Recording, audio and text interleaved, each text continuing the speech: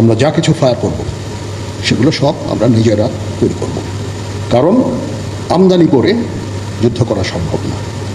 তো সেই দিক খেয়াল রেখে আমরা এগিয়ে যাচ্ছি। আমরা অনেক প্ল্যান করেছি, অন্যান্য জায়গাও আমাদের প্রয়োজন হবে। এখানে আমাদের নিজস্ব কিছু জায়গা আছে যেটা আমরা ব্যবহার করব, এবং আমরা এই প্রতিরক্ষা শিল্পটাকে এগিয়ে নিয়ে যেতে চাই এবং এটা রপ্তানিমুখী একটা শিল্পে রূপান্তর করতে চাই, যেটা আমাদের নিজস্ব প্রয়োজনীয়তা তো অবশ্যই আমরা পুরা করব, এটা থেকে অতিরিক্তগুলো যা আছে সেগুলো আমরা বাইরে রপ্তানি করব।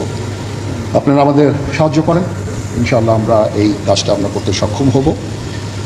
আবার মাননীয় মন্ত্রী মহোদয়কে ধন্যবাদ জানাচ্ছি, প্রতিমন্ত্রী মহোদয়কে ধন্যবাদ জানাচ্ছি, সেক্রেটারি মহোদয়কে ধন্যবাদ জানাচ্ছি, এবং আমাদের প্রতিরক্ষা উপদেষ্টা তাকেও ধন্যবাদ জানাচ্ছি ফর অল ইউর এফার্ট। আপনারা আমাদের সর্বতভাবে সাহায্য করেছেন, আমরা আপনাদের কাছে কৃতজ্ঞ। এরকম প্রতিরক্ষামুখী অ্যাডমিনিস্ট্রেশন আমরা বহুদিন পাই না। আপনারা এই যে ডিফেন্সকে গড়ে তুলতে চাচ্ছেন, এরকম আমরা অতীতে আমরা এরকম পরিস্থিতি পাইনি, এই জন্য আপনাদের কাছে অত্যন্ত কৃতজ্ঞ। আপনারা কারেক্টলি আইডেন্টিফাইড যে আমাদের একটা খুব শক্ত প্রতিরক্ষা শিল্প দরকার, প্রতিরক্ষা বাহিনী দরকার। আমাদের তিলে তিলে এখন প্রায় 2.5 লক্ষ সেনাবাহিনীতে রূপান্তরিত হয়েছে।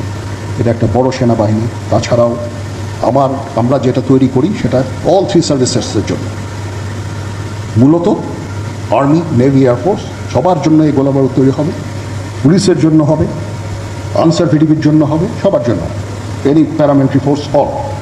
এবং এটা সবাই আমরা এটা থেকে ইনশাআল্লাহ উপকৃত হব। সেই উদ্দেশ্যেই এটা জন্য আমরা কাজ করে যাচ্ছি। আপনাদের আন্তরিক ধন্যবাদ, কৃতজ্ঞতা আবার।